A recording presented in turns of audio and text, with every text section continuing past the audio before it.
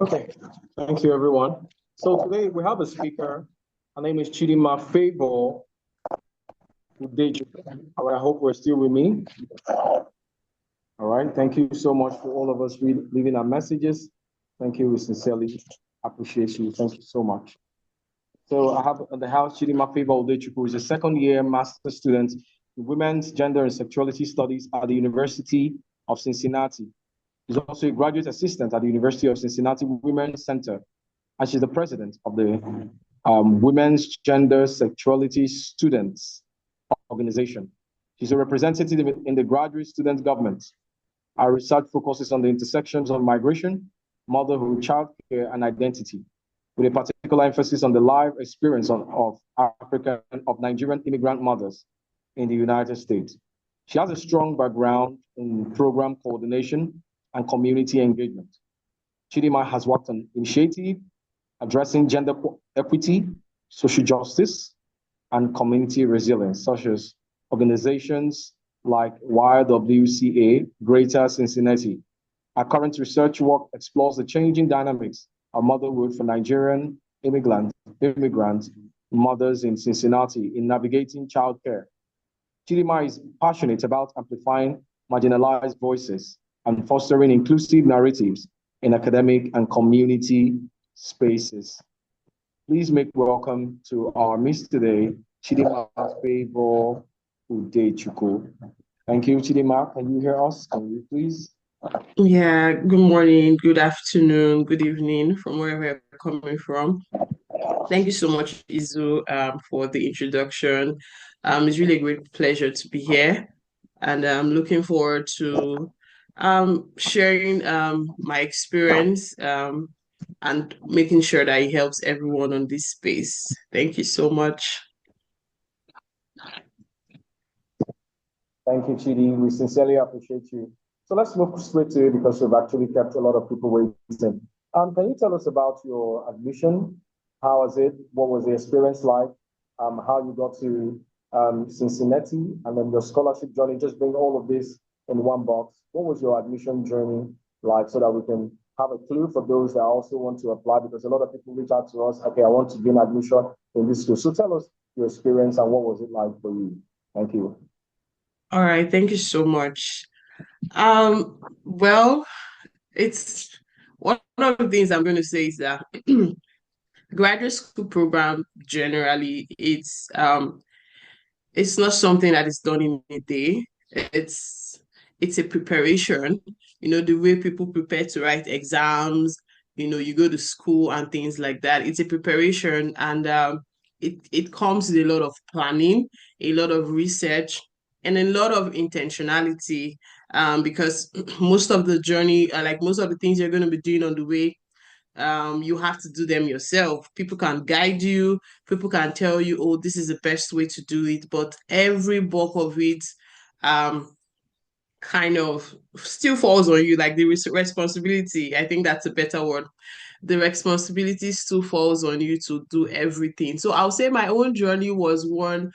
Um I was privileged to be mentored by the right set of um, mentors, and I mean mentors from undergrad in my school. So I went to University of Nigeria, Nsukka.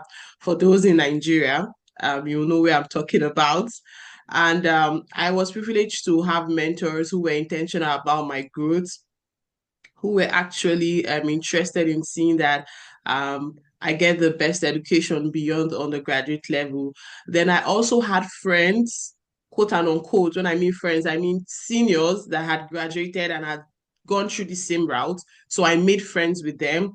So while I, like, for example, when I was in second year, the best graduation student in my department, who's also in the US, I connected with them when they traveled out. I built that relationship with them. So when it was time for me to begin to start the process, and when I mean start the process, I started the process, I would say I started the process intentionally like 2 years before, 2 years thereabout before I came to the US. So even while I was in undergrad, I had an idea of, oh, I want to do a graduate program. I want to travel abroad for my graduate program. But I started working intentionally towards that just right after I graduated from undergrad. And between the period I graduated from undergrad in 2021 and when I traveled is like 2 years. So you can see how long it took me to prepare for this journey. So yeah, it was one of mentorship, researching on my own, obviously reaching out to people, and obviously most importantly, I would say the grace of God, because there's a lot of story around the whole traveling thing. And so that's it in a small box before we get dive into like more specific questions. All right, thank you so much. That was really brief, and I really appreciate you to make that clear while we still dive into all the information.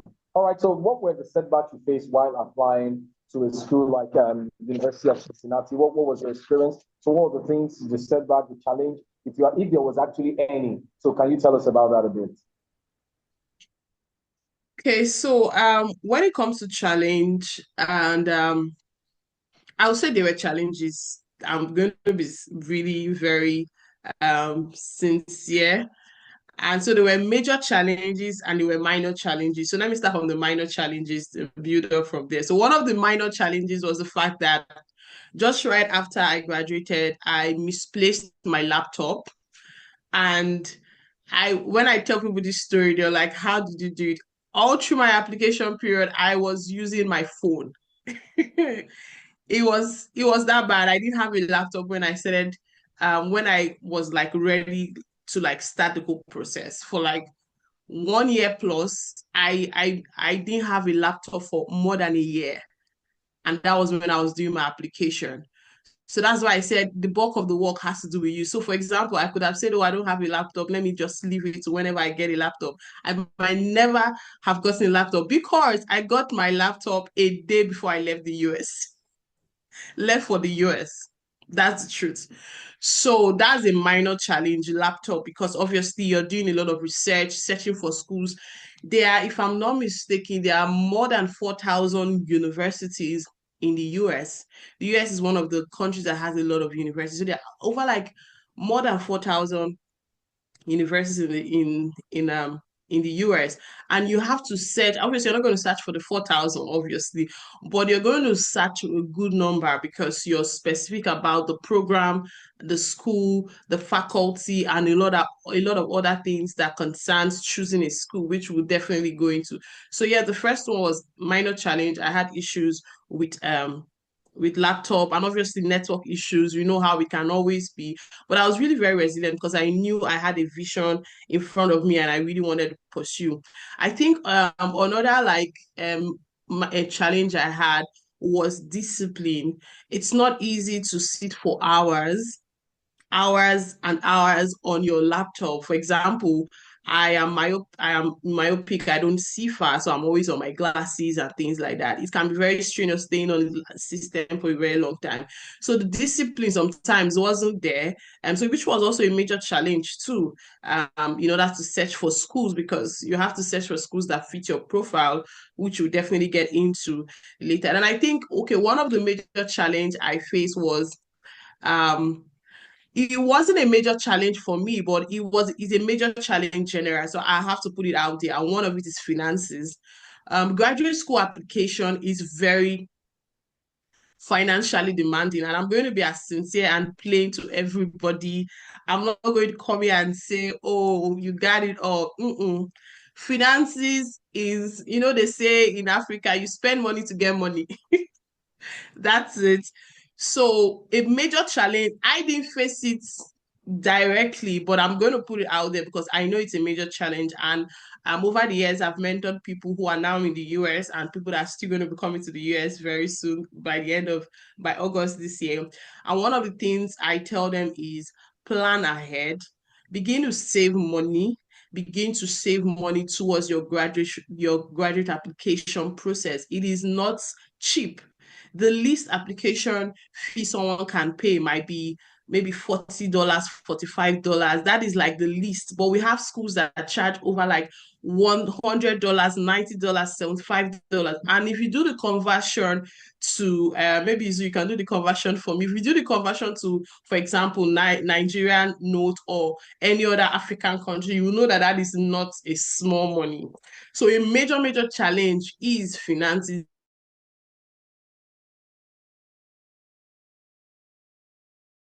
And another major in a school that fits your ideal project, your ideal research. So, like I said, there are over 4,000 schools in the US and counting. Trust me, you can't go through all of them. So, the difficulty of finding a school that fits your profile, such as your program, the faculty you're going to work with, the research interest, and also if you as an international student coming from anywhere around the world fit into the profile of that school, that is a major challenge. And I've seen people say, and I think that is the hardest part of the application period and process. Finding a school that really fits, because it is not easy.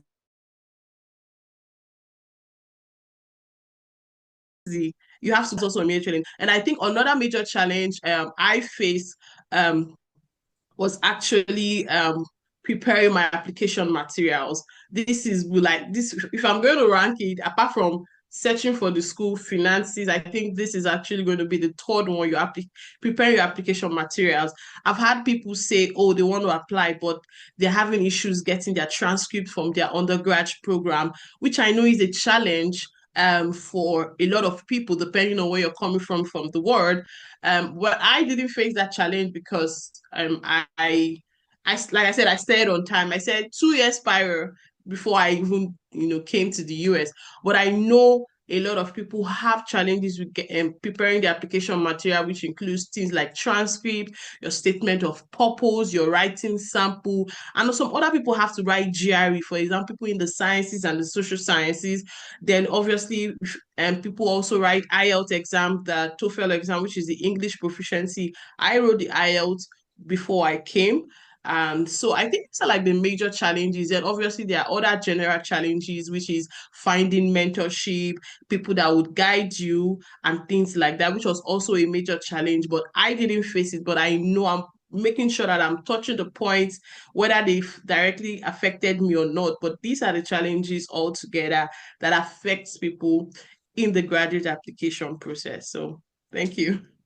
All right, thank you so much. Chidi, you really highlighted a lot of things. You mentioned finance, you mentioned application materials, getting your application material ready, prepared, and then finding a school. I think that's a very important one. So that will lead me to my next question to you. How many schools did you apply to, or was it just this one school and that was the end?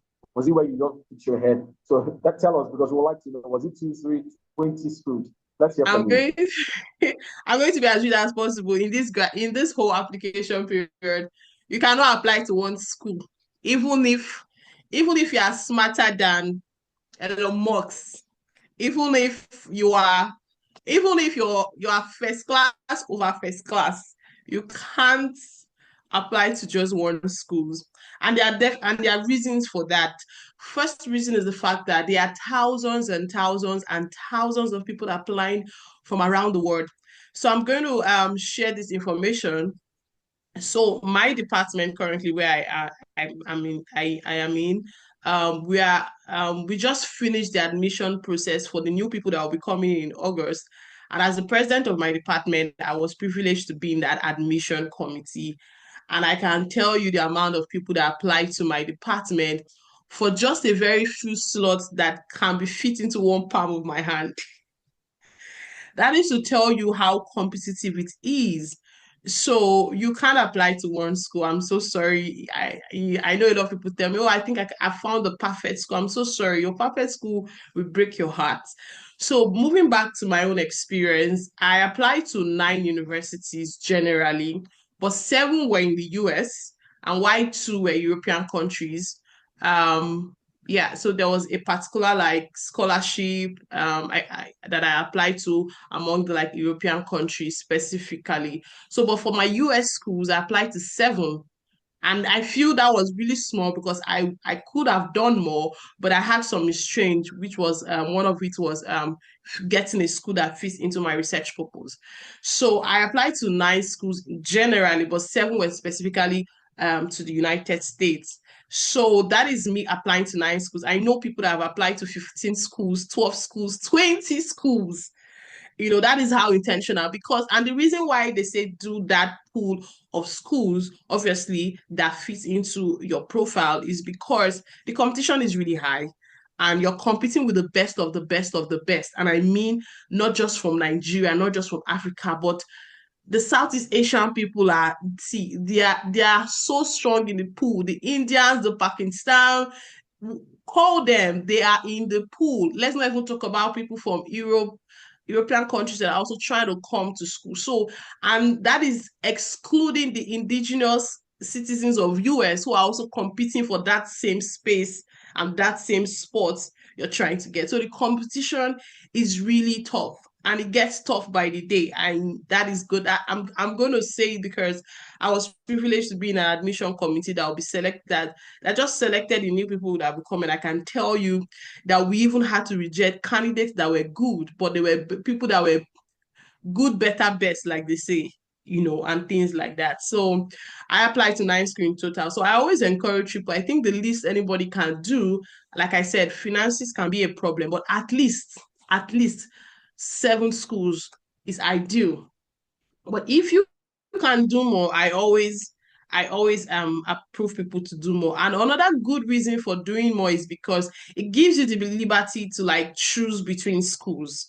So for example, I applied to 7 US schools and I got admitted into 3. But I went for the one that gave me the best of the best of the best funding and scholarship. So you see that it even gives you an advantage when it comes to choosing. So you're not the one telling them, I can't come to your school. Don't worry, it's fine. Thank you so much for admitting me. I have a better offer. So apart from the competition generally in the admission process, it also gives you the liberty to choose and go to your preferred school where you have the preferential treatment. Well, I had some preferential treatment when I got to my school, because of the packages that came with. Yeah, so that's it basically. All right, thank you so much. That was a very valid point, and sincerely appreciate you for sharing us that feedback. And then you mentioned something about finance, so I want to bring you there. Were you looking for school that has scholarship only, or you intended to, okay, if I gain this admission, I'm also going to look for loan? What was it like for you? Can you put us in that perspective? Is it just scholarship, or okay, if I get this admission, I will see go for loan? Were you having that in mind? So what is it? Or are you even looking for partial scholarship or full scholarship? So what was it? Well, I this is yeah. I was looking for full scholarship.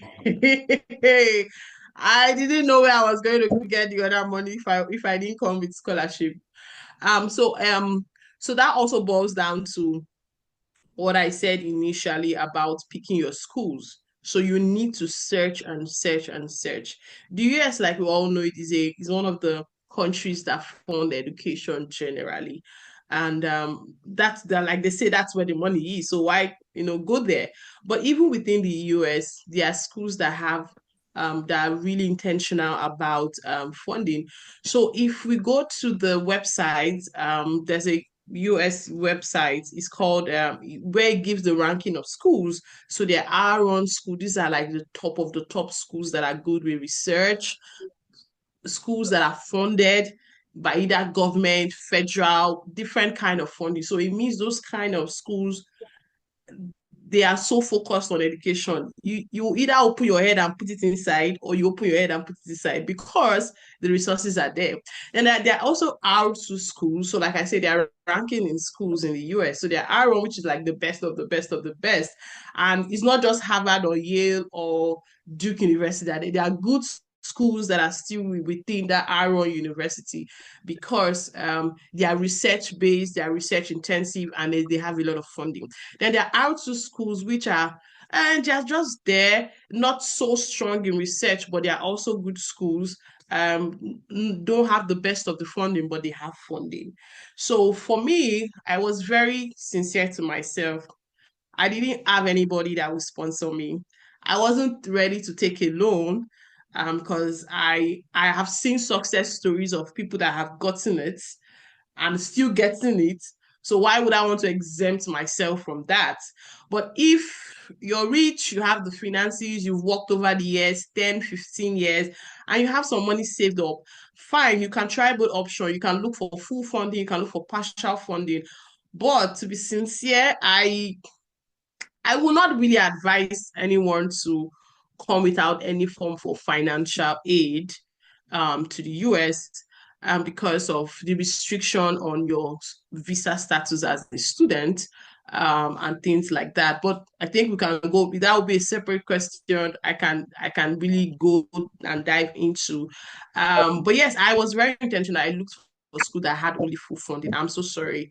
Like, and a lot of schools I did not apply to were either because I didn't have one or two requirements that they wanted, and I think I couldn't get it within the short period of time, or I didn't see the department as fit for me or for my research. Then lastly, and which was more importantly, I was very I was very open about asking, do you guys have funding for international students? What is the selection of international students every year? Do you guys fund international students? What is the funding like? Is it 70%? Is it 50%? Is it 100%? I was very intentional about asking those questions. So schools that reached out to me and be like, oh, we don't really take international students, or oh, we don't really fund international students, or oh, we only give 70% for it. I dropped them because I didn't have the money. I didn't know where it was going to come from. And I didn't want to take loan at that point. As much as I think the reason was because I didn't know so much about how student loan works. And I was like, I think I didn't want to like put myself into what I wasn't sure of. And besides, I can get it. I've seen people get it. So why would I want to opt out for, a lower version of what I've seen people get? And so I think that was Okay. just it for me. All right. Thank you for that very valid point. You really answered so well. Now, I want you to merge these two questions together. You mentioned something about the school. You were intentional about it, especially for full funded scholarship, and you asked a valid question. That means you were able to prepare for what you want. So the question now is: the schools you looked out for, do they have tuition deposit? And if they had, did you pay them, or what did you do? Because we usually get that question from our back end here. Tuition schools that have tuition deposit. How can we help pay for that? What was it for you? Were you looking out for those schools or schools that were waiving it off? And secondly, you talked about, I asked you a question on loan. Do you have people, probably you didn't take loan, were there people or people you know now that took loan? And how is it for them? Is that an issue for them, taking a loan? So please merge these two questions together so that we quickly move. Yeah.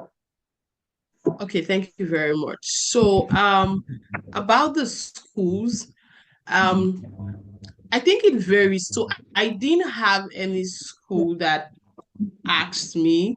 I mean, among the three schools I got into, I didn't have any of them ask me for a deposit because it was fully funded. So I know there are schools that ask people for initial deposits. Um, I don't really have too much information about that, but I know there are schools. I think I had a friend last year who got admitted into one school, but they were still back and forth between admission, like funding. I mean, she was given admission already, and she was asked to put up like an initial deposit. Initially, I was hesitant about her putting up the initial deposit because your funding was not yet guaranteed. It was to a maybe, maybe not. And unfortunately for her, she put in the initial deposit and didn't get the funding at the end of the day. So because of how much the whole tuition thing was like, was a lot for her. She finally had to drop it. And that is why I really encourage people to ask questions before applying to a school. And when I mean ask questions, I mean reaching out to the program coordinator. They're called different names depending on the schools. It can be called director of graduate program or program coordinator of the department, obviously. So I always encourage people to ask questions and ask questions because some of these things might not really be put in the department's website. So I always encourage people, ask questions before you apply to school. Questions like, this is my experience, this is my research, this is where I'm coming from. Do I fit into the ideal candidate of the school? And trust me, the director of programs is always your best bet into any school. And I say it because the school I finally got, I finally accepted to come. I was in communications with her that even when we came here, even to now, we have a very cordial relationship because even before coming, I built a very strong relationship. I was bombarding her with questions. I know she was tired of me, but I needed to ask the right question. You guys, do I fit into an ideal candidate? Does my experience, my work experience, my research interest, my undergraduate, because for example, I switched program. I did in history and international studies in my undergrad, and now I'm doing women and gender studies. Those are two different programs. But how I was able to see how I can put my experience and everything to fit into that program. Then I also asked for funding. Our international student funding, is the funding full? Is it full funding or is it partial funding? Or what are the funding options for people? So I asked these questions, and I think that actually also influenced the schools I actually applied to. So none of the schools I got admitted into asked me for initial deposits. And I think it actually just varies among school. But I always advise to ask questions. And before you put in that initial deposit, please and please and please make sure you are really going to the school. And I mean, when I mean make sure you're going to, I mean make sure that you have either a funding or you're just sure you're going to the school. If you're depending for funding to go to the school and you haven't gotten the funding yet, I will say hold on first and clear that out.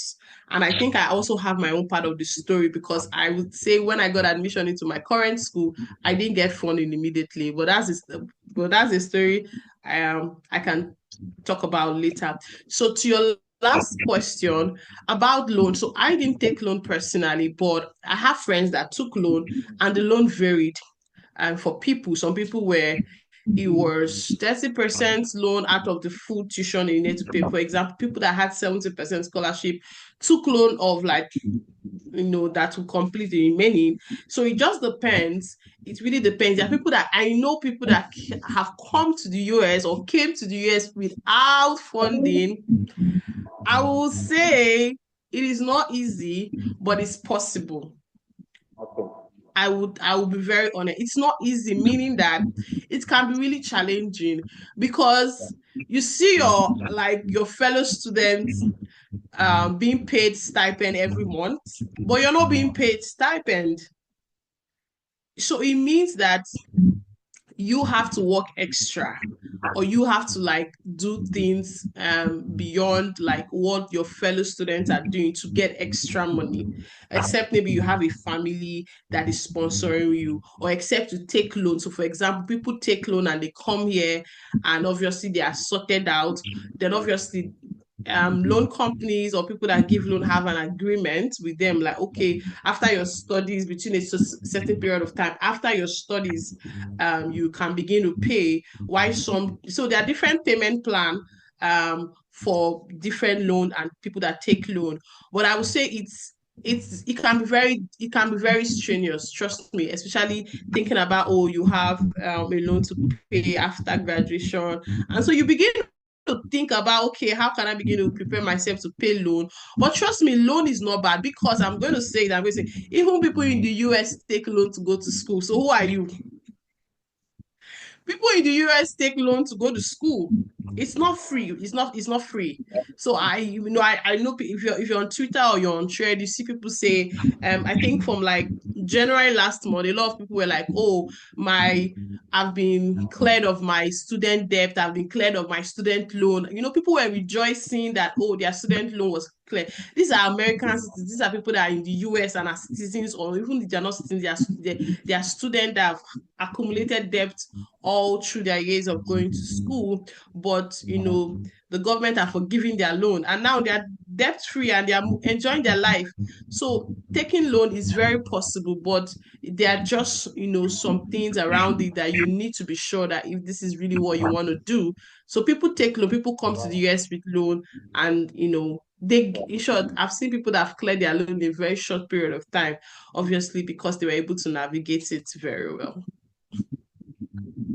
Thank you so much. Really, you are taking my question, so I wouldn't need to go back to a lot of the questions because you're already answering the things I want to ask you. In fact, you've given me brilliant answers and straight to it. So very quickly, I want you to help us answer this quickly. Tell us a bit about what people can expect for visa interview using your experience. For visa interviews, what was it for you, and what should people experience? You may not tell us what they've just share with us what people should expect. So that someone who wants to apply to school, that's where the box stops. You can do everything, and at the visa box junction is another world altogether. So what should we expect? What should the next person listening to you expect so that they can get prepared for situations like this? Thank you. That visa process itself was a testimony in its own. So I would say, first of all, you have to prepare. You really have to prepare. I don't want to sound religious, but if you can pray, pray. But let's just keep that one aside. But you need to really prepare. You really need to prepare. And what I mean by prepare, a lot of people are excited when they get the admission. But trust me, that's just the first phase of the final phase. So the admission process is the initial stage. The middle stage is getting the admission. Then the final phase is getting the visa approved. And I think a lot of people get so excited about getting the admission and they forget that they need to also prepare for the visa interview. And I'm going to be as very sincere as possible. With good preparation, you can scale your visa interview. So when I mean by preparation, there are a lot of mock groups in Nigeria. So when I say mock group, I mean it's just a group, just like WhatsApp group. People join the way we have class WhatsApp group, but this group is specifically to prepare you for your visa interview. Because I've seen someone say, oh, they got admission, they did the whole process, went to the embassy, and they asked them some questions, and even with their full funding, I've seen people that even with their full funding, they were rejected at the embassy. And I've also seen people that with partial funding and no funding, they have been given visa. The difference is just preparation and obviously the G factor for those that have it and things like that. So I would say you have to prepare. And when I mean preparation, preparing your documents. So there are definitely processes. You need to pay for service fee. You need to pay for visa fee. You need to get a visa date. That I know those are processes that can very, very tedious.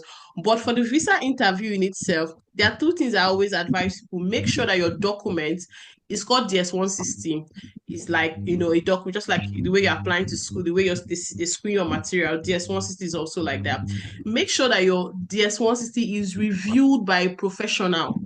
And when I mean a professional, I mean someone that has a success story with visa application.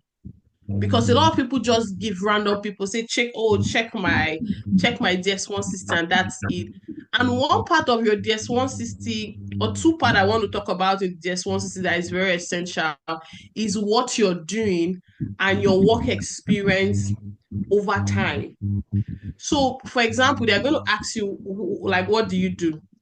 You can't just say, I work in a bank. For example, let me use someone that is going for an MBA and you're filling your form and they ask you, what do you do? You just say, I'm working in a bank, and you put full stop. That's where your visa interview stop for you because you are going back home. You have to give detailed information. So like I shared in one of my YouTube videos, I said your DS-160 is the mirror they see before they see you. So your DS-160 speaks about, so even before they see you, even before they begin to ask you questions, they've profiled who you are. They've profiled your educational trajectory. They've profiled your work experience. They've profiled your family because they will ask you, do you have family in the US? Things like that. They've profiled you even before asking you questions. So you want to make sure that what they are seeing already, you sure they even go as far as asking for your social media link. So for me, I use my LinkedIn because my LinkedIn is more professional. Some people put their Facebook, which I feel is not professional, except you use Facebook professionally.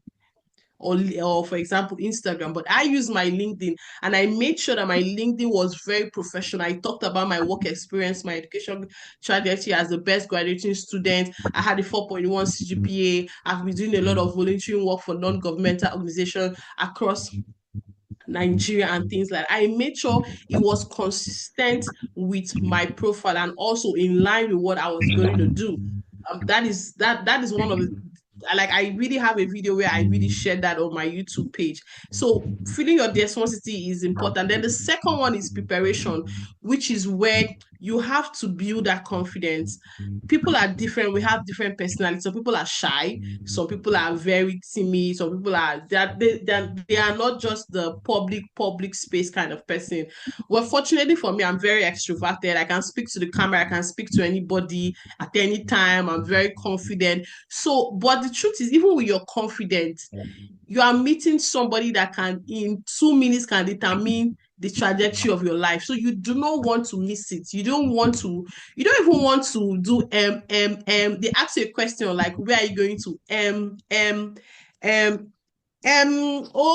you do that there. So that's why the mock interview is very essential, because it builds your confidence, it builds your eye contact, because you have to have an eye contact with this person.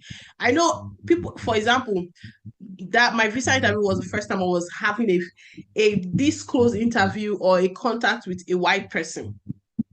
So you can imagine how frightening it can be, because this person can determine your next phase of your life. So the reason why I always advise people to join mock groups, and if you want to join a mock group, I have a mock group that you can join. And trust me, they don't charge people there. I'm not in charge of the group, but these are groups that have helped me, during that period. But if people want to join, I always advise that, reach out to me. I can always give you that. So what happens in this mock interview, that they ask you questions like you are in the visa. So that helps you build your confidence. Also, there are questions you need to know. Questions like what do you do? Why are you going to the US? Why did you choose this school? What will you be doing after your program? These are things that you need to have prepared. And I had a visa transcript which I used in preparation, because I had all of these questions over time. And because I had over like 2 months to prepare for my interview, and I was doing mock interviews almost every week. By the time, in short, in my sleep, if you ask me questions like for my transcript, I can say it even in my sleep, because I had internalized it. It had become so part of me that I was used to it. In short, I can be going on the road and I'm asking myself questions and answering myself, why are you here? I'm here for my F1 visa interview that will enable me to go to the United States to do my master's. I got so used to it because of the intensity of the mock group.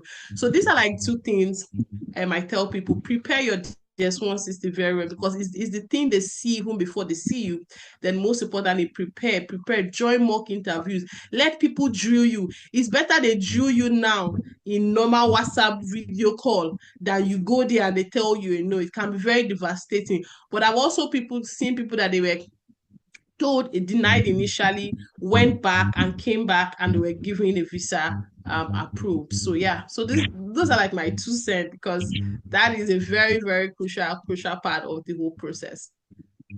Thank you so much. I mean, that feedback was very necessary you shared with us, and I think people are listening to take cue of what you're saying. So I want to quickly say this while we begin to wrap up this segment, because you're already saying a lot of things and you're already ticking my questions, so I don't need to repeat it again since you've answered them. So please, if you have questions for our guest today, Chidima Favor, please leave your message on the chat box. So I'll just take 1 or 2 questions and then we'll begin to wrap up this section, because she's already ticking my questions straight off. So I'll ask this question while I wait for people to leave their message. So since you came to your school, can you tell us some of the cultural or academic adjustments you made while you were in school? And how did you quickly adapt, knowing where you're coming from and now meeting a new environment? Share with us how you met a white man interviewing for the first time that could decide your fate, and now you moved to another country for the first time. And then how did you adapt culturally and academically? What was it like for you quickly? Why I received some questions to ask you from people.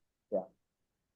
Okay, so cultural shock is normal. Everyone experience that, even within your country, travel from state to state, their cultural shock. But I think I want to start with the academic cultural shock. from where I'm coming from in Nigeria, um, I know how the system is, and a lot of people from Nigeria or from other African countries, we know how the system is. It's intense, so yes, don't get me wrong, it's intense, but you can always find your way around it, things like that. But one of the things, cultural shock for me, is the weekly assignments. Lord, my God, it was a cultural shock for me. I was like, why would I be doing assignment every week?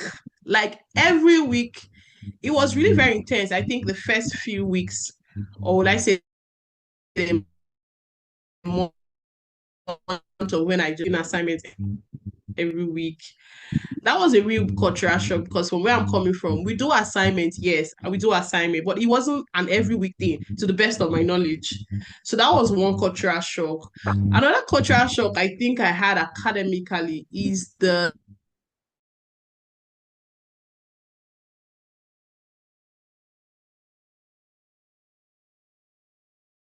setting of tells you, oh, good morning, class, good afternoon, class. We're talking about statistics today.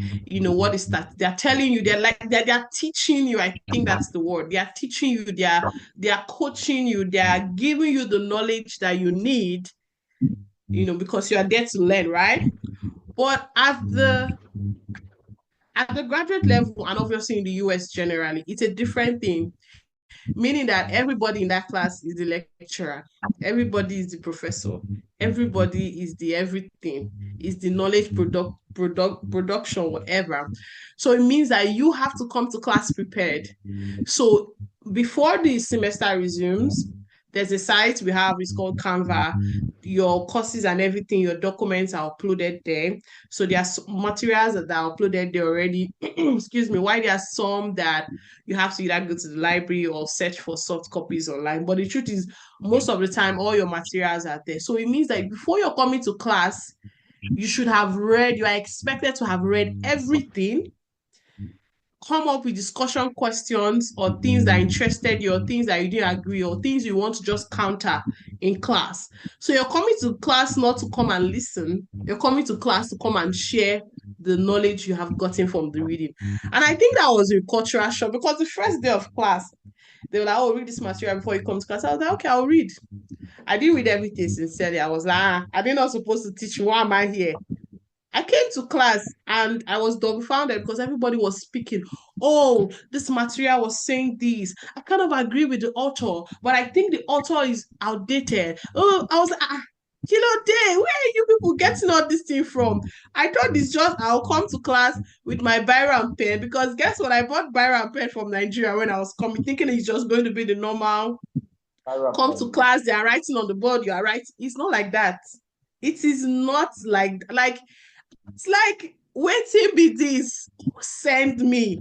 I was confused for like a couple of weeks because I was like, this is not what I'm used to. This is not what I'm used to.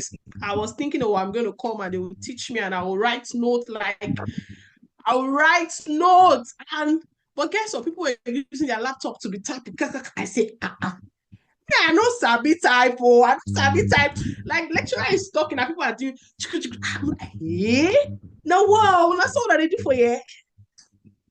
It was a shock. I was like, oh my god. And I think the third shocker I would say is in the academic setting is the fact that you have to meet your deadlines for your assignments. Yes, there can be extreme cases of maybe you're sick or and things like that. You can ask for extension. But you cannot not submit your assignment when it's due. You will fail and nobody cares. You will fail and you will fail. So I was like, do people used to give grace? Like people don't know that I'm a newcomer. Like you have to meet deadlines. There's nothing like, excuse me, sir, you cannot what? You go home. I don't mean it that way, but like it was a shocker for me because I was like, why are people giving me assignment every week and you expect me to meet it? That's your responsibility. That is why you are here. You are here to study or you go back home. Choose one. So that was like the academic shock. And I think another academic shock that was for me was the fact that you could call your faculty, your lecturer, we call them faculty here, no lecturer, you could call your faculty by their first name. I was shocked. I said, from where I'm coming from, respect is a big deal. The way now I will say Mr. I will not call Izu by his name, or even if I want to call him, I will say Brother Izu or Dr. Izu. Do you understand? But you can call your faculty by their first name, like, oh, excuse me, Mr. Bright. Like, I'm like, from where I'm coming from, you call somebody by their first name, you will go home. They will do village meeting on your head. But it was so interesting to see that I could call faculty like, oh, Dr. Anima, good morning. Eh? I call them, obviously they are young people, but they are older people in my faculty. Like, I mean old, I don't mean like 90, I mean they're like in their mid-30s or 40s or 50s. But most of them are married, they have kids, and you're calling them by their first name. It was a big shock, cultural shock for me. I was like, So that was it academically and things like that. But culturally, I think the thing about it was a cultural shock for me is how lonely this place can be. Trust me, it can be very lonely. It was, how community is in most African country. Even your neighbor, you go to shout, "Hey, how far are you there from?" You don't do that here. Nobody. No, but I was like, you can have a neighbor, and you will never speak to the person. The highest they can do is, and that's it. Like it was a culture. Like for a few weeks, I was like, when I know they talk for this place, did they close people's mouths? Everybody's really minding their business. It was a culture shock for me because I'm coming from an environment where we are even if you don't know the person's name, you see the person, hey, how far you there, how you do, things like that. But here, everybody's just like, and they move. They just give you that 1 second smile, like, and they go. I'm like, that's all I do for here. So it was a big shock, cultural shock, and I think, yeah, okay. One cultural shock I forgot to mention is the fact that as a graduate student, you are working and schooling at the same time. I didn't have an experience working and schooling at the same time. It was very difficult initially. There are times I will literally cry because I felt this was stressful because I went to undergrad, I didn't work, I didn't have a full-time job, and I was going to school at the same time. So balancing my graduate assistant position and balancing my academics was really very tough in the first few months of coming to the US, and it was really very challenging. I was like, I thought I would just come here and be reading. I want to give out this disclaimer. Scholarship is not free money. When people say they get full funding to come to the US, it's not free money. It's not like, I know there are certain fellowships that don't allow you do those work. Like, and when I mean work within the student environment, maybe like graduate assistant, teaching assistant, research assistant, as the case may be. So it's not free money. So you have to work. And as a student, you are permitted to work 20 hours a week. So it's more or less like, quote unquote, you're a full-time worker and you're going to school at the same time. So combining that was actually cultural shock. I was like, where I'm coming from. I know people go to school and work full time, but as a young person, I didn't do that when I was in undergrad. So it was a shocker for me. Yes. So back to social, the community here was very lonely. Finding people that you could interact with was really very, yes, I found a Nigerian community, but even within the Nigerian community, it's still very lonely because everybody is busy. So this place is a very busy place. Like, life is moving fast, fast, fast, fast. So you have to learn to be your own person, meaning you can stay with yourself without talking for people for days or for weeks and you'll be fine. You need to learn that. If not, you will be depressed. So when people say, oh, I'm depressed, that is the reason. Because you can go for weeks. Nobody will call you. Except maybe your family will call you. But I mean, like, people here, nobody's going to call you. So I think that was also a very cultural shock. I'm coming from a place that, Saturdays, we have weddings, we have places to go, we have people to see. But here it's not like that. And it's very, building a community here takes time. So you have to have really integrated. Even being in the US for 2 years now, I'm still even trying to build community. Like, yesterday was Valentine. I was actually at home all to do assignment and working. I didn't step out of my house, not even to see the sun. or to see the snow that was falling like yesterday. I didn't come out yesterday. Very, very busy. Everybody's minding their own business. So I think that these are like the cultural shock and yeah. There are a lot, but I just want to keep it keep it this short. Okay, thank you so much. You put a lot of things. Yesterday, like you said, was Valentine. Over here where we are, the restaurants were filled up with a lot of people. Everywhere was so busy. There was a lot of party happening here and there.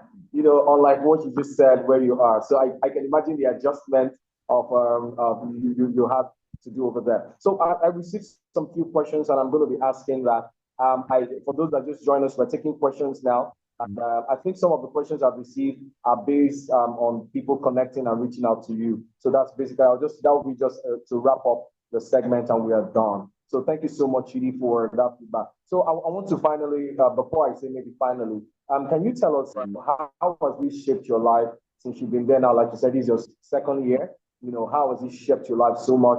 Looking at where you are coming from now to where you are. How has it made you? How has it formed you? And where do you think it will take you at the long run? And I said something crucial: scholarship is not free money. That's a powerful statement. So tell us more with all of these things so that we wrap it up and take one question and two, and we are done. Thank you.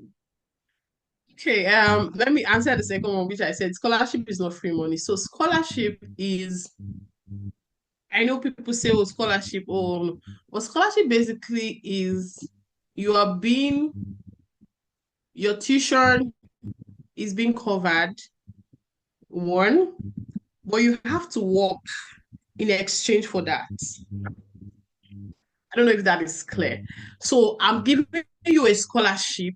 Yes, you're not paying for the scholarship. Oh, I'm even still paying you stipend. So stipend is like salary. Let me use the word everybody knows, salary. So it's called stipend here, but from wherever you're coming from, you know it as salary. But I'm giving you all that, but in exchange for you to do a certain work for a period of time, so which is 20 hours every week. So the US law says that as an international student, you can't work more than 20 hours a week. So 20 hours can be, most of the time, 20 hours are always on campus job. So you either become a teaching assistant, meaning that you're assigned to a professor and you're teaching a class. That is teaching assistant. Then there is research assistant. You're doing research, especially for those in the sciences. This is even more like pronounced in the sciences. So you're like a research assistant. So you're helping with the lab, or you're helping them do a research, or maybe they have a paper they are working on. You're helping them with research. Basically, that's what it means. Then there's the other kind of assistantship, which is graduate assistantship, which is what I'm doing. So a lot of time, graduate assistants work with centers or offices on campus. So I work with the Women Center, which is an identity and inclusion center on campus. So that is where I work. I'm on campus, and it's just for 20 hours, meaning that you cannot exceed 20 hours. And that is why if I backtrack when I say things like when students that come with loan, because of that restriction of 20 hours a week, you can't earn so much money from any on-campus job that will help you. You can only use the money to pay for your basic needs like house rent and things like that. Just basic thing, food, groceries, water bill, things in that area. You can't really get substantial money that would help you for that. So that's why I said scholarship is not free money. It's an exchange for working hours. But the working hours obviously is also building you, because it's like I said, it's more or less like a full-time job. So the only difference is a normal full-time job in the US is like 40 hours. But as a student, you're just meant to work 20 hours, which would actually give you all that time to focus on your studies, because the end goal is that you focus on your studies. So back to your first question. Well, it has really changed me. I would say I have really changed in different ways: mentally, emotionally, socially, physically, like you can name it. Because I think coming into a country like the US, which is different from where I grew up. I lived almost like 20 something years, the first 20 something years of my life before coming here. It has definitely changed my perspective about a lot of things. It has made me see the world in a different light. You think you know so much till you come here and you begin to see so a lot of cultural shocks, which you have to adjust. Like you don't have any option that to adjust. For example, I am an extrovert and I love to go out, I love to hang out, I love to go for events. It's who like, when I was back in Nigeria, I always want to like, oh, I want to go for this event. But here you need to learn to be your own entertainer and everything. So it has made me to learn how to live independent. Like you have to be, yes, I've always learned how to be independent. When I was in undergrad, I was away from home for like 5 years. So I've lived independent. But here you have to it will make you know how to live independently, meaning that you have to learn time management, managing your time, because you have time for school, you have time for work, you have time for assignments, you have time to do your personal things. You will have time when you're supposed to go for grocery. I don't go for I go for grocery store once in a month. That is how intentional, because I don't have that time to be gallivanting about and be doing in my Bible, you know who we are and all things like you don't have that time. So you learn time management like very well, like very well. You don't even have a choice because the truth is you don't even have time. So the one you have to manage it well. Things like that. So that also made me to it has also changed me mentally. So I have learned new things. I have been able to adjust to new things. It has changed my perspective about my views of life before coming here. Not everything in total, but some things have changed. For example, things like calling people by their first name, which before now I will say that me, I'm a very respectful person. If I want to call someone, I say, good morning, uncle, good morning, auntie. It does not work here. So learning things like that, like even things like sorry. You know how people maybe someone's walking and you just do hey, and you say hey sorry. They're like sorry for what? I was like, just fell down. It's not your fault, so don't tell me sorry. I was like, that's what I do for you. Things like even normal, like you're passing, I want to say, sorry, excuse me. Like sorry, for example, it's not a word people throw around here. It has to be something really critical. Like, for example, maybe I jam your car and I'm like, oh, I'm so sorry. Things like that. But no, someone, you want to pass and someone is here like, sorry, excuse me. Don't do that here. It is so it's just a lot, and things like that. And obviously, financially, I have really learned to um be very prudent with my spending. I've always been a prudent person, but right now I prioritize my finances. I know where my money is going to. I know what I spend my money on. I cannot just be passing and I see bug and I buy. You're going to be broke because you're still a student. Your stipend is just, an allowance to help you live every month. Because here we pay bills every month. So you cannot be eating everything you want like that. So yeah, it has really changed me. It has changed my perspective of life, socially, emotionally. I've grown emotionally. Like when I mean emotionally, meaning that I have come to understand that life is busy and you catch up with people based on appointment or based on maybe special occasion. So if people don't talk to you for a week, a month, it doesn't mean you guys are having an issue. It just means that they are doing their thing wherever they are. I'm doing my thing wherever I am. Whenever we have time to, I have friends that I only talk to them during the long vacation because during school time, everybody's busy. And it doesn't mean, no, if it's Nigeria, you say, the person is keeping beef with you, or the person hates you, or the person doesn't want to talk. Everybody's busy with their life. So you need to learn how to be contented with yourself first and build that space within you. So there are a lot of like benefit of living here. You have to learn discipline, resilience. You cannot give up in this place. If you give up, you go home. Their challenges are going to come, situations are going to throw you off balance, but you have to be resilient and be like, I'm here, we go nowhere. We we are here, we're going to make sure we abide by the laws, we do things we need to do in the rightful way. And also, I've also learned one thing: to ask questions. Trust me, people are ready to give you the information you need if you ask questions. And I guarantee you, people are ready to help you if only you can ask the right questions. I know they say this very this language say whoever is asking for, like, you ask question, you will never miss your route, things like that. So asking question is really very essential, because I used to be somebody that I can figure it out by myself, but it's a lie. You cannot figure everything out by yourself, because first of all, this is not your country, so there are a lot of things you don't know. There are systems and structures and policies you don't know. You're still very new here. You need to ask questions, either ask the right authority or ask people that have been here longer, or even ask citizens of this country, and they will help you. So yeah, just a lot of benefit, but I just feel like these are the things that have really helped me adapt and growing and thriving here very well. Thank you so much, Chidi. That was profound. Thank you so much. So now just quickly take the questions because of our time. We've got to really run out of time. Simple question. Okay, someone is saying, what is your YouTube channel? So just take note of that. You can call it out so that they can find you there and follow you.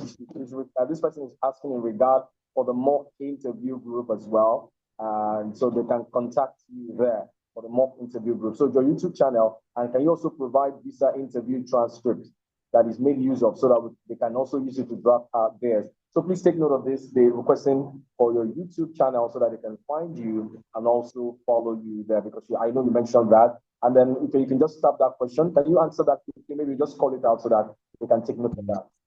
I think I like type it out in the comment section, the chat. Yeah, real talk. Yeah, so that is it. But at the same time, that is my YouTube channel, Real Talk with Barbados. I do a lot of, and apart from my channel, if there are specific questions you're asking me and I've not done video on that, or I don't have the right answer for you, I can always refer you. I have a lot of other friends that are doing amazing things on YouTube that can give you the information. And on my page on YouTube, my email is there. You can always shoot me an email anytime. I receive emails almost every week, like, oh, please, can you help me with this? Or can you, things in that regard. So yeah, that's my YouTube page and information. My email is there. So you can always reach out to me, shoot me an email. I will always reply as soon as I can. Yeah, I think that I can always push you to other YouTubers that are doing. I have friends that are doing amazing things. So please subscribe to my channel when videos come up. But I think the videos on there now can help you for a start. All right, thank you. If you can hear me, are you still there?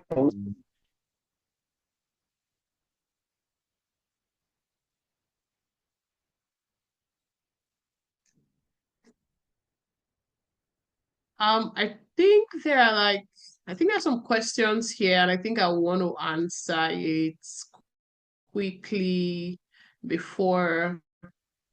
Yeah. Okay. Yeah. So someone asked about the website for schools in the US. Yeah. So for like the ranking, it's a website. It's called US News. usnews.com. So you can just type US, you can always type usnews.com, and I'm typing that in the comment section for the person that asks to search schools. So to get the ranking of schools, just go type US News, and you can get all the information you need about the ranking of schools. And well, there are a lot of even on the school website, you see their ranking too. Yeah, so I think I've answered one question I have regarding the full fund. What are the most important documents needed when applying for a fully funded scholarship? Well, I think there are a lot of documents needed. First of all, you need your transcript. And the reason I'm saying this first is because a lot of schools have issues with releasing people's transcript, especially after graduation. And I've seen people miss admission opportunities because of transcript. So your transcript is required. Then check if you need to write GRE for your course. and or take English proficiency. But at the same time, for these two requirements, I always advise people to reach out to the graduate coordinator and see if it can be waived for you. For example, I wrote my IELTS, that's the English proficiency. I got a very good score, 8.0 on my first attempt. But guess what, guys? I didn't use it at the end of the day because it was waived for me. If you are from African countries such as Nigeria, Ghana, that are English speaking, a lot of times this English proficiency are really waived. So ask them. But for your GRE, it depends on the faculty, on the school and the department. So please ask. Then other documents that you need are your statement of purpose, which actually talks about who you are, your research experience, and what you look forward to do. Then another very, very essential document that you need is letter of recommendation. And I always advise people, please build, if you are still in school, please build relationship with your faculty, your lecturers. They are the ones that will write recommendation letter for you. I know people now that are struggling to get recommendation letter because when they were in school, they didn't have any relationship with any faculty. So please build relationship with faculty because they are the ones that can attest to your ability to go to school and excel. So recommendation letter is very, very, very essential. Then writing samples can be anything. And for me, during my time, I used my undergraduate project. So if you've done undergraduate, you can use your undergraduate project as a writing sample. But writing sample basically is just to attest that you can do research, you have a good writing skills, and you have good analytical skills. So these are the documents. Then there's some departments or schools that ask for specific questions such as personal statement, diversity statement, or things like that. But those ones are other things you can navigate. But these major things such as recommendation letter, statement of purpose, writing sample, and transcript are very essential for you to get fully funded scholarship. And like I always said, make sure you ask on time before applying to be sure that they give full funding to international students. Then the second question is, how can an applicant make their personal statement of motivation letter stand out? Well, trust me, a lot goes into that. This is not something I can answer here, but you can always reach out to me and we can talk about that. How can someone improve their chances if they have a low CGPA? I've gotten this question a lot of times. One way to actually improve your to balance for your CGPA is to have other experiences such as volunteering experience, community involvement experience, or work experience, or certifications that can help boost your CGPA. And always make sure to state reason why you had a low CGPA, either because of financial issues or family issues or health issues that made you had a low CGPA. However, you are making up for that low CGPA with this other experience, such as work experience, such as publications, maybe publishing an article or writing an article or things like that. So these are other ways to actually, I've seen people with 2 to even third class get fully funded scholarship in the US. So your case is not an exemption, you can get it. So are there specific scholarships that focus on leadership, community service, and extracurricular activities? Well, they are not specific scholarships for that, but they are things that enable you get full scholarship, such as your leadership position, involvement in community service, and extracurricular activities. So yes. So next question, can a humanities student change to a tech course for masters? Absolutely yes. And I've seen people do that a lot of times. The only thing you need to do is to show that you have workings. And when I mean workings, meaning that, oh, I studied history and international studies, for example, in my undergrad. But over 3 years, I have built these technical skills. I have worked in this technical company as a product manager, as this and that. I have certification. People switch from art to science, from science to art, vice versa. The only thing you need to make sure is you have experience that can back up for those lack that you didn't have in your undergraduate. So yes, you can switch to anything. You just need to have more experience, more certification courses if they are needed to actually switch. So yes, people switch. Even me, I switch from history to another thing. So it's like that. So yes. Yeah, I think someone already answered the question. Yes, you need to prove that. Have you applied for PhD also? So yes, I'm looking forward to going for my PhD very soon. So yeah, so that is it. Yes. What is your experience in PhD also? Well, I would say the experience for master's and PhD program is the same thing. It's just that PhD is more intensive. So they expect there's a lot of expectation for PhD application than masters. Masters, they can overlook some certain things, but for a PhD, it has to be good. It has to be good. Like if it's not good, it's not good. If it's good, it's good. Masters can be overlooked. So for PhD, you have to. There's a lot of things that go into it. If you can have publications before applying, reach out. Make sure you do it because Yeah, PhD is more research intensive than even master's level. So yeah. So that is my experience. that's But right. they're all the same process, but more intensity when it comes to PhD. I joined late. What is your advice for those who are relying on Empower loans for studying in the US? Well, like I said, loans are Yeah. people use it. And I think Cool. reaching out to the organization that is hosting this is also a very Yeah. good way to know more about loans because they are really good at loans. They have more experience than I do. So please reach out to them, reach out to Izuchukwu, the link that you use to register, reach out to them and they'll give you all the information that you need about loans. And trust me, like I said, loans are possible. You just need the right information to get it right in your visa interview. Can you provide us with visa interview transcript you made use of? Well, Okay, visa interview we may not take transcript all is based. sorry, we may not take all the Sorry? questions because of our time. We really lost our time. Yes, we may not take all the questions. So please, if you have a question, just reach out via our website, www.edextra.com/loan. You'll reach us there, we see us, and we'll leave you with every details. We're really taking more of our time. So please reach out to us and we'll be gladly able to take all your questions. And of course, she has left us with our details. You can always reach out to her on our YouTube page. So please connect to her on our YouTube page. We talk Barbados. So you can connect to her on YouTube, leave her a message there. She'll be willing to respond, watch our videos as well. So today's conversation has been really great. We're going to combine all those videos and then put it up on our YouTube channel. Rewatch and learn from our experience. I think it will help in a long way for us to, navigate the journey ahead of us. Thank you so much, Chidi, for sharing this experience with us. Thank We love you. time with you, but unfortunately, we've taken a lot of our time. And thank you so much for really sharing this experience with us. So for everyone from us here at After-School Africa, edextra.com, we want to thank you for your time, and we hope the next segment is going to be a great one. So sincere appreciation to everyone that joined. Thank you, thank you. So please go back to our YouTube page and watch this video. It's going to be great. Chidi, any last word I think you want to say last word before we leave now?